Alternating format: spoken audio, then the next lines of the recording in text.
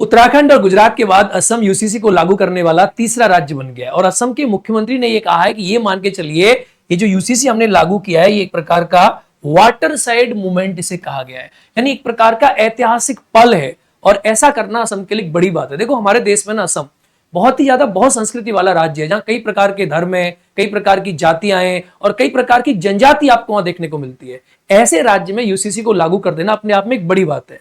अब सवाल यह है कि जब असम ने लागू कर दिया तो बाकी राज्य से लागू क्यों नहीं कर रहे हैं, या बीजेपी वाले स्टेट से क्यों लागू कर रहे हैं, बाकी लोगों से लागू क्यों नहीं कर रहे हैं? तो यूसीसी है क्या, यूसीसी को लागू करने में समस्या क्या है और यूसीसी के अंदर क्या प्रोविजन कवर होते हैं, और असम के इस पर्टिकुलर लॉ में जो यूसीसी लागू हुई है तो असम ने क्या क्या चीजें एक समान की है, इस सारी चीजों को आप इस वीडियो में समझिए और वीडियो को अंत तक एक बार आप देखिए। देखो यूसीसी होता क्या है, आपने सुना होगा यूसीसी यूनिफॉर्म सिविल कोड। ये होता क्या है, किसी भी देश में ना दो प्रकार के कानून होते हैं। एक होता है क्रिमिनल कानून, जैसे किसी का मर्डर कर दिया, किसी के साथ हत्या हो गई या किसी के साथ मारपीट हो गई, ये सब क्रिमिनल कानून है। एक होता है सिविल कानून।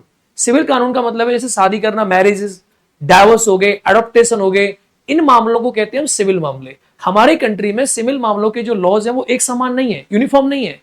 क्रिमिनल मामलों के जो लॉज है वो एक समान है। अगर कोई हिंदू और कोई मुस्लिम अगर दोनों कोई मर्डर करेंगे तो दोनों की सजा एक है, लेकिन अगर हिंदू की शादी होगी और मुस्लिम की शादी होगी तो दोनों का लॉ अलग है, दोनों के तलाक का लॉ अलग है, दोनों के गोद लेने का लॉ अलग है। तो ऐसे जो कानून है यानी विवाह, तलाक, मैरिजेज, एडॉप्टेशन, डाइवोर्स, इन सारे लॉज को एक जैसा कर देना, यानी आज क्या है, हिंदू पर्सनल लॉ है, मुस्लिम पर्सनल लॉ है, सिख पर्सनल लॉ है, इन सबको एक जैसा बना देना, that is called uniform civil code, UCC हम कहते हैं। अब हमारे कंट्री में यूसीसी को लेकर आर्टिकल 44 है डीपीएसपी में, वो कहता है कि हमारे कंट्री में ना यूसीसी का प्रोविजन होगा, किया जाएगा, लेकिन हमारे देश में अभी तो यूसीसी हमने लागू नहीं करी है। अब इसके लिए पहले ही प्रयास किए गए। अगर आप देखोगे यूसीसी के लिए हमारे देश में तो इसका लंबा इतिहास रहा है। 1837 में भी हमारे देश में क्वीन विक्टोरिया ने इसको लाने का प्रयास किया था कि यूसीसी लेकर आते हैं, लेकिन जो है मुस्लिम लीग ने इसका विरोध कर दिया 1940 में। संविधान सभा में इसकी बहस हुई 1947 में, लेकिन संविधान सभा के सदस्यों को लगा कि हमारे कंट्री में माइनॉरिटीज भी हैं, अल्पसंख्यक भी हैं, और अगर हमने यूसीसी को लागू किया तो अल्पसंख्यक जो समुदाय है उसके हितों का क्या होगा, तो हम इसे लागू नहीं कर पाए। तीसरा, उसके बाद फिर हमने हिंदू मैरिज एक्ट लागू कर दिया, हिंदुओं के लॉ बना दिया पर्सनल तरीका से। सुप्रीम कोर्ट ने शाहबानो केस में, सुप्रीम कोर्ट ने कई जजमेंट में ट्रिपल तलाक को सुप्रीम कोर्ट ने बंद किया। कई केसेस में, शाहबानो में, सायरा बानो में, सरला मुदगल में, कई जजमेंट में सुप्रीम कोर्ट ने यह कहा है कि हमारे कंट्री में ना यूसीसी होना चाहिए। क्यों होना चाहिए? क्योंकि यूसीसी के बाद क्या होगा कि जो लॉज ना सबके एक जैसे हो जाएंगे।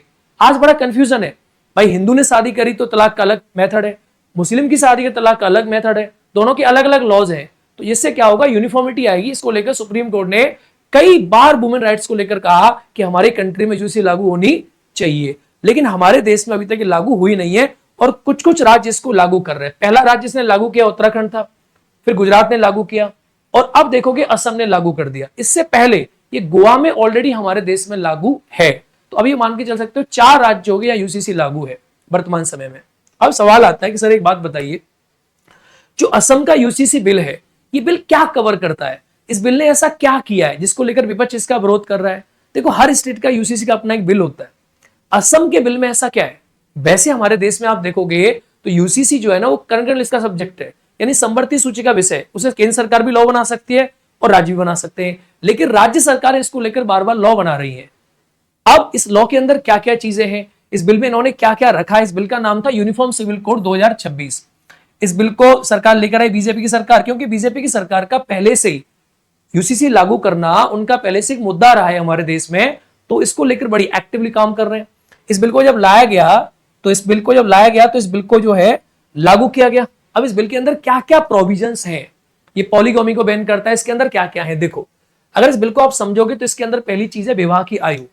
इसमें बताया गया कि पुरुष की विवाह की आयु 21 साल होगी और महिला की 18 साल होगी, चाहे वो पुरुष और महिला किसी भी धर्म के, इससे कम उम्र में उनकी शादी नहीं हो सकती। दूसरा, पॉलीगैमी होता है कि एक आदमी एक से ज्यादा शादियां कर लेता है, इसे कहते हैं बहुविवाह।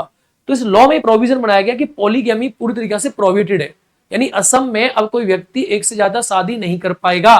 जैसे आप जानते हैं कि मुस्लिम धर्म में एक व्यक्ति एक से अधिक शादी कर लेता है, तो अब पॉलीगैमी जब बैन हो गई तो इसका मतलब यह निकल कर आया कि कोई एक व्यक्ति एक से ज्यादा शादी नहीं कर पाएगा और पॉलीगैमी को बिल्कुल 100% क्या कर दिया, बैन कर दिया।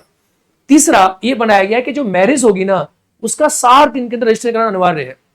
यानी आपने शादी कर ली तो शादी के 60 डेज के अंदर आपको रजिस्ट्रेशन कराना पड़ेगा। अगर नहीं कराया तो आपके ऊपर 10,000 रुपए का फाइन लगेगा। अगला है डाइवोर्स। जैसे आप देखते हैं मुस्लिम धर्म में 3 तलाक का प्रोविजन है। अब ये बोला गया कि नहीं, ऐसा कोई प्रोविजन लागू नहीं होगा, यूनिफॉर्म सिस्टम होगा जिसका कंपलसरी रजिस्ट्रेशन होगा। यानी आप किसी आदमी को ऐसे तलाक तलाक बोलकर तलाक नहीं ले सकते। उसका एक यूनिफॉर्म सिस्टम होगा, यानी तलाक लेने के लिए आप लोगों को एक लीगल प्रोसेस होगा, उसको फॉलो करना होगा और तलाक की प्रक्रिया सबके लिए समान होगी, चाहे आप हिंदू हैं और चाहे आप मुस्लिम हैं। बड़ी सिंपल सी बात। अगला है, इसमें एक बहुत कानून आया फेमस, जिसे बोलते हैं लिव इन रिलेशनशिप का कानून। अब जो लिव इन वाला जो लॉ है इसको लेकर बड़ी चर्चा चल रही है कि भाई लिव इन वाला जो लॉ है इसको कैसे लीगल कर दिया। देखो, असम सरकार का ऐसा कहना है कि जो लिव इन वाला जो लॉ है उसमें अगर आप लिव इन में रह रहे हैं पुरुष और महिला, तो आपको 1 महीने के अंदर रजिस्ट्रेशन कराना पड़ेगा अपना। और अगर लिव इन रिलेशन जो है उसको इन्होंने लीगल करार कर दिया है। आप रहते हो और उसमें बच्चा हुआ तो बच्चा भी होगा वो लेजिटिमेट चाइल्ड होगा, यानी आप लिव इन में रह सकते हो। क्योंकि इलीगल से बेटर उसे लीगल कर दिया लिव इन के रहने को, कि आप आपसी सहमति लिव इन में रहो, आप उसका पंजीकरण कराओ, जिससे ये समस्या ना आए कि किसी ने मार दिया किसी लड़की को, या कोई लड़का लड़की साथ में रहे, बाद में उन्होंने बोला कि जबरदस्ती रह रहे थे। नहीं, अब आप खुद मर्जी के साथ लिव इन में रहो, आपके लिए छूट है। तो लिव इन को इन्होंने लीगलाइज कर दिया है। ये बहुत बड़ा मुद्दा है जिसको लेकर विपक्ष जो है इसकी आलोचना भी कर रहा है। सरकार का कहना यह है कि देखो इससे महिलाओं को सिक्योरिटी मिलेगी, और विपक्ष का कहना यह है कि एक प्रकार से गलत कदम है, ये व्यक्ति की पर्सनल लाइफ में एक प्रकार की सरकार का इंक्रोचमेंट हो रहा है। सरकार अब आदमी को यह भी देख रही है कि आप लिव इन में रह रहे हो या कैसे रह रहे हो। अगला, संपत्ति का अधिकार, जेंडर न्यूट्रल, बेटी और बेटे को बराबर हक। अब जो पिता की प्रॉपर्टी है ना वो बेटी और बेटे को बराबर जाएगी, यानी संपत्ति पर बराबर अधिकार होगा बेटी और बेटे का। ये जो है अच्छा कानून उन्होंने दिया है। दूसरा, SC ST जो है ना वो एग्जेम्प्टेड होंगे, यानी इस लॉ में यूसीसी जो है ये जो ट्राइबल एरियाज हैं, जो ट्राइब्स हैं असम की, उनके ऊपर यूसीसी लागू नहीं होगा। ये देखो एक बहुत बड़ा सवाल है, बहुत बड़ा मुद्दा भी है, क्योंकि जहां ट्राइब्स होती है उनकी अपना एक कल्चर होता है, और अगर ट्राइब्स में अगर आपने यूसीसी लागू कर दिया तो ट्राइब्स इसको एक्सेप्ट कर नहीं पाते। तो ट्राइबल कम्युनिटीज के राइट्स को कंजर्व करने के लिए यूसीसी वहां पर लागू नहीं होगा, और उसको क्या किया गया, यूसीसी से एग्जम्प्ट कर दिया गया है। ये आप यहां देख सकते हैं, इसको सुरक्षा दी गई है। तो इसके अंदर आप देखेंगे मोटे मोटे 4-5 चीजें हैं। पहला चीज यही है कि भाई बैन है पॉलीगैमी। दूसरा, लीगल प्रोटेक्शन किसके लिए, लिव इन रिलेशनशिप के लिए। तीसरा, SC ST पे लागू नहीं होगा। शादी का रजिस्ट्रेशन मैंडेटरी होगा, आपको सभी धर्मों का बराबर रिस्पेक्ट करना है। कंपल्सरी रजिस्ट्रेशन होगा शादी का, और पिता की प्रॉपर्टी बेटे के लिए आएगी, बेटी दोनों के लिए आएगी, और शादी की उम्र जो है वो फिक्स कर दी गई है। तो ये इसमें लीगल सारी चीजें लीगल कर दी गई है। तो इसे हम नाम देते हैं यूनिफॉर्म सिविल कोड, यानी ये है असम का एक प्रकार से आप कह सकते हो यूसीसी। डन। अब आगे देखते हैं। देखो असम सरकार जो कर रही है इसको लेकर विपक्ष इतना विरोध क्यों कर रहा है, यानी ऐसा क्या हो रहा है, असम सरकार जो कर रही है विपक्ष इसका विरोध क्यों कर रहा है। विपक्ष का कहना क्या है, देखो इसको लेकर विपक्ष का कहना यह है कि यूसीसी लागू करना, ये विधि को यूसीसी की जरूरत नहीं है। यानी इसका क्या कहना है कि देखो वो ना बहुत डाइवर्सिटी है, बहुत ज्यादा डाइवर्सिटी है वहां पे, तो डाइवर्सिटी की वजह से क्या यूसीसी की आवश्यकता वहां नहीं है।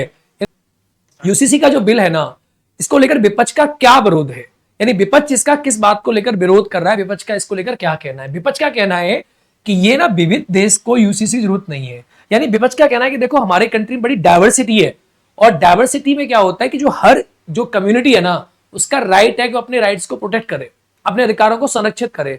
अगर आप किसी डाइवर्सिफाइड कम्युनिटी में यूसीसी लागू करोगे तो एक प्रकार से गलत है, ऐसा कहना है विपक्ष का। दूसरा, ये कहा है कि ये माइनॉरिटीज को टारगेट कर रहा है, जो अल्पसंख्यक समुदाय है वहां उसको टारगेट कर रही है असम की सरकार। वो नहीं चाहती कि जो माइनॉरिटीज हैं, जो मुस्लिम समुदाय है, वो अपनी चीजों को कर पाए, तो उसके राइट्स को ये क्या करना चाहते हैं, दबाना चाहते हैं। अगला देखेंगे, मुस्लिम भावनाओं के लिए खिलाफ है, ये हेमंत का पॉलिटिक्स है, स्टंट है, यानी सरकार जो भी काम कर रही है ये पॉलिटिकली स्टंट ले रही है, ऐसा कहना है विपक्ष का। सरकार का कहना क्या है, देखो सरकार मानती है कि यूसीसी महिलाओं के अधिकारों की रक्षा करेगा, क्योंकि सुप्रीम कोर्ट ने भी कई बार कहा है कि जैसे आप यूसीसी लेकर आओगे तो क्या होगा, 3 तलाक समस्या आपको देखने को नहीं मिलेंगी। अगली बात करोगे आप पॉलीगैमी। पॉलीगैमी से और ट्रिपल तलाक से क्या होता है, खत्म होगा। इससे क्या होता है, महिलाओं को बड़ी प्रॉब्लम होती है। एक महिला है, दूसरी शादी कर लिया आपने, तो इसे पॉलीगैमी कहते हैं। दूसरा, ट्रिपल तलाक दे दिया, किसी महिला को ऐसे छोड़ दिया, तो इससे क्या बड़ी समस्या आती है। तीसरा है कि इसमें क्या होगा कि आप अपना जो धर्म है उसके अभ्यास में कोई दखल नहीं है। सरकार का ऐसा मानना है कि अपने धर्म को आप अपनाओ, आपको जो करना है आप करो, बस कुछ लॉ यूनिफॉर्म होंगे। और जेंडर जस्टिस को प्रायोरिटी दिया है, सुप्रीम कोर्ट ने भी मानता है कि जेंडर जस्टिस को प्रायोरिटी देनी चाहिए। तो सरकार का यह मानना है कि जेंडर जस्टिस को क्या किया, इसमें हमने प्रायोरिटी दी है। तो ये सरकार का पक्ष है और ये इसमें आप देखेंगे विपक्ष का पक्ष है। अब देखो ये जो कानून है ना, कई जगह लागू हो चुका है, यानी इस कानून को पहले गोवा में भी है, उत्तराखंड में भी है, गुजरात में भी है, असम में भी है। अब इस कानून में ऐसी क्या प्रॉब्लम है, यानी इन चारों स्टेट में ये कानून जो लागू हो रखा है, इन चारों में इसमें क्या क्या डिफरेंसेस है और क्या प्रॉब्लम है हर जगह, इसको एक बार आप समझ लो। देखो जो गोवा का है ना, गोवा की यूसीसी जो है उसको अलग ही प्रोविजन है, वो एक प्रकार से मान के अलग ही प्रोविजन है। लेकिन उत्तराखंड की यूसीसी जो है वहां पर पॉलीगैमी प्रतिबंधित है, और गुजरात में भी नहीं है पॉलीगैमी, और असम में भी नहीं है पॉलीगैमी। यानी पॉलीगैमी जो है पूरी प्रकार से आप देखोगे ये प्रतिबंधित है गुजरात में भी और असम में भी, उत्तराखंड में भी। यानी बहुविवाह नहीं कर सकते। गोवा में कुछ सर्टेन कंडीशंस है। अगर उसके लिव इन की बात करें तो लिव इन का पंजीकरण कराना अनिवार्य है। कहां, ये देखें उत्तराखंड में, आप देखें गुजरात में अनिवार्य है और यहां असम में भी अनिवार्य है। यानी असम में आप कह सकते हैं वैध कर दिया इसको, पर पंजीकरण तीनों जगह होगा अगर आप लिव इन में रह रहे हो तो। चौथी बात करते हैं विवाह, तलाक, पंजीकरण। तो तलाक अगर आप लोगे तो कराना अनिवार्य है, तलाक के लिए आपका पंजीकरण होगा। इन तीनों जगह तलाक के लिए पंजीकरण अनिवार्य है। अगर बात करें जनजाति की, तो जनजाति को देखो उत्तराखंड में भी जनजाति को छूट किया गया, जनजाति बाहर है। गुजरात में भी जनजाति आबादी को उनके कस्टमरी लॉ को सुरक्षा दी गई है, एक प्रकार से गुजरात में भी बाहर है। और अगर देखेंगे असम में, तो असम में भी जनजाति क्षेत्र पर ये लागू नहीं होती है। तो ये इन तीनों में आप देखेंगे समान मिलेगा, पॉलीगैमी भी और जनजाति वाला क्लॉज भी। अब यूसीसी जो है ना, यूसीसी को लेकर क्या पक्ष और इसका क्या विपक्ष है, यानी अगर आप तैयारी करते हो यूपीएससी किसी एग्जाम की, तो यूसीसी को लेकर किस प्रकार के सवाल आपके बीच में आ सकते हैं कि यूसीसी हमारे कंट्री में क्यों चाहिए। देखो यूसीसी हमारे कंट्री में महिलाओं को बराबरी का हक देती है। एक देश में एक कानून होना जरूरी है, हमारे जैसे देश में, इतना बड़ा देश है, वह एक कानून जरूरी होता है हमारे जैसे देश में। यूसीसी से सच्चा सेकुलरिज्म लागू होता है, क्योंकि आप सबको बराबर देख रहे हो, सबको बराबर मान रहे हो, सबकी चीजों को बराबर मान के चल रहे हो। चौथा, जो बहुत सारी कुप्रथा होती है ना, जैसे पॉलीगैमी हो गई, 3 तलाक हो गई, इन पर रोक लगाती है यूसीसी। चौथा, अदालतों के चक्रों से आपको मुक्ति मिलती है। अदरवाइज क्या होता है, सबके कानून के लॉ अलग अलग है, अब आदमी बराबर अदालत भागा जा रहा है, भागा जा रहा है, भागा जा रहा है। और अदालत में भी क्या हो रहा है, अलग से एक्सपर्ट बैठे हुए हैं कि भाई हिंदू का कानून आया तो उसका अलग लॉ है, मुस्लिम का कानून आया उसका अलग लॉ है। तो ऐसे करके ना यूसीसी से ये सारे बेनिफिट आपको देखने को मिलते हैं। अब आता है कि सर यूसीसी को लेकर इसके विपक्ष में क्या तर्क है। देखो यूसीसी को लेकर विपक्ष में तर्क ये है कि यूसीसी जो है ना, धार्मिक आजादी को खतरा है। हमारी कंट्री में हर रिलीजन के पास एक पावर है कि वो अपने राइट्स को प्रोटेक्ट करे और अपनी धार्मिक चीजों को चलाए। जैसे हमारे संविधान के आर्टिकल 25 से 28 में दिया गया है कि हर व्यक्ति को अपने धर्म का अंतःकरण करना, धर्म को मानना, धर्म का आचरण करना का उसको अधिकार है। तो 25 से 28 में लिखा हुआ है, तो यूसीसी से लागू करने से क्या होगा, यूसीसी किसी आदमी के धार्मिक अधिकारों पर चोट पहुंचाएगी, क्योंकि वो सारे एक जैसे हो जाएंगे। तो माइनॉरिटी के राइट्स कहां चले गए। अगला है विविधता को खतरा, यानी एक प्रकार से आप कह सकते हो हमारा कंट्री बड़ा डाइवर्सिफाइड कंट्री है। और डाइवर्सिटी क्यों है हमारे कंट्री में, क्योंकि हर किसी कास्ट की, रिलीजन की, हर किसी माइनॉरिटीज की अपनी विशेषता है। और अगर आप सबको कॉमन कर दोगे ना, तो फिर तो आपने डाइवर्सिटी खत्म कर दी, आप तो यूनिटी के लिए चले गए देश को लेकर। यानी सारी डाइवर्सिटी आपने एक जैसी खत्म कर दी और आपने पूरी कंट्री एक जैसा बना दिया।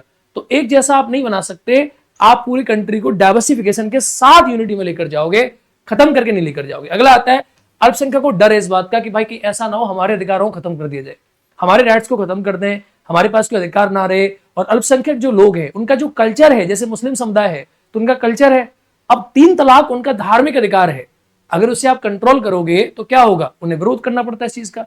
पॉलिटिकल आप कह सकते हो, पॉलिटिकल इसका इंटेंशन है, लोग राजनीतिक इसका फायदा उठाना चाहते हैं, जिससे क्या हो कि भाई इसका धर्म का ध्रुवीकरण हो जाए और लोगों को इसका बेनिफिट मिल जाए, इसीलिए ऐसा करते हैं लोग। चौथा, पूर्वोत्तर में से तनाव का डर है, क्योंकि वहां बहुत सारी आदिवासी समाज रहते हैं और आदिवासी समाजों को इससे समस्या हो सकती है कि हमारे जो राइट्स हैं उन्हें खत्म कर दिया गया और हमें मिला दिया गया, तो आदिवासियों को इसका डर रहता है।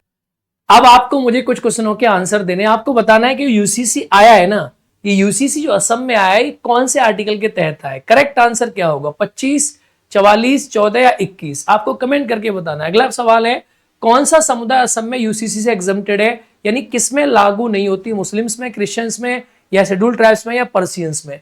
अगला आपको बताना है पॉलीगैमी पर कितने साल की सजा दी है असम में, कितने साल की सजा होगी अगर आपने पॉलीगैमी प्रैक्टिस किया तो। ये सारे सवालों के उत्तर आपको कमेंट बॉक्स में देना, और आपका ये सेशन जो आपने देखा ये आपको कैसा लगा है एक बार कमेंट करके बताइए। और डेली हमसे मिलिए शाम को 7-8 बजे, एक सेशन आपको देखने को मिलेगा करंट अफेयर्स का। जय हिंद दोस्तों।